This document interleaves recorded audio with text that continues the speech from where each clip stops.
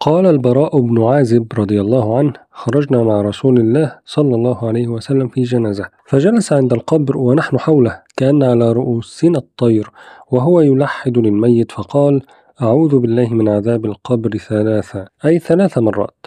ثم قال: إن العبد المؤمن إذا كان في إقبال من الآخرة وانقطاع من الدنيا نزلت عليه ملائكة من السماء بيض الوجوه كأن وجوههم الشمس، معهم كفن من أكفان الجنة وحنوط من حنوطها، فيجلسون منه مد البصر، ثم يجيء ملك الموت فيقول: أيتها النفس الطيبة اخرجي إلى مغفرة من الله ورضوان، فتخرج تسيل كما تسيل القطرة من فم السقاء أو من في السقاء، فيأخذها، فإذا أخذها لم يدعوها في يده طرفة عين حتى يجعلوها في ذلك الكفن وذلك الحنوط، ويخرج منها كأطيب ريح وجدت على الأرض، فيصعدون بها، فما يمرون على ملأ من الملائكة إلا قالوا: ما هذه الروح الطيبة؟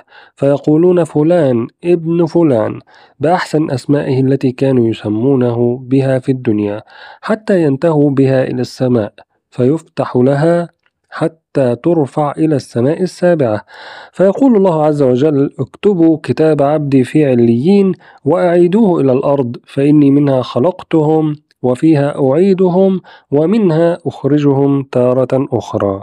قال النبي صلى الله عليه وسلم: فتعاد روحه في جسده، فيأتيه ملكان فيجلسانه فيقولان له: من ربك؟ فيقول: ربي الله. ما دينك؟ فيقول: ديني الإسلام. من نبيك؟ فيقول: نبي محمد صلى الله عليه وسلم. فيقولان: صدقت. فيفتح له باب من الجنة ويفرش له منها، ويأتيه رجل حسن الوجه طيب الريح فيقول: أبشر برضوان الله وجنته، أنا عملك الصالح. أما الكافر فإذا كان في انقطاع من الدنيا وإقبال من الآخرة نزلت إليه ملائكة غلاظ شداد معهم مسوح من النار، فيجلسون منه مد البصر، ثم يأتي ملك الموت فيقول: أيتها النفس الخبيثة اخرجي إلى سخط من الله وغضب، فتتفرق في جسده فينتزعها كما ينتزع السفود من الصوف المبلول، فتخرج تقطع معها العروق والعصب، فإذا خرجت لعنها كل ملك بين السماء والأرض، وتغلق دونها أبواب السماء، ثم يقول الله: اكتبوا كتابه في سجين وأعيدوه إلى الأرض، فتعاد روحه إلى جسده، فيأتيه ملكان فيقولان: من ربك؟ فيقول: ها لا أدري. ما دينك؟ فيقول: ها لا أدري. من نبيك؟ فيقول: ها لا أدري. فيقولان: لا دريت ولا تليت.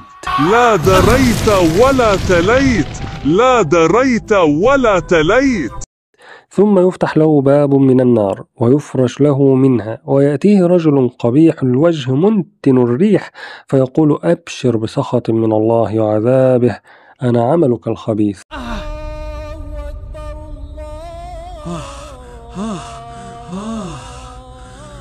يا رب، يا رب اغفر لي وسامحني وتوب عليا يا رب.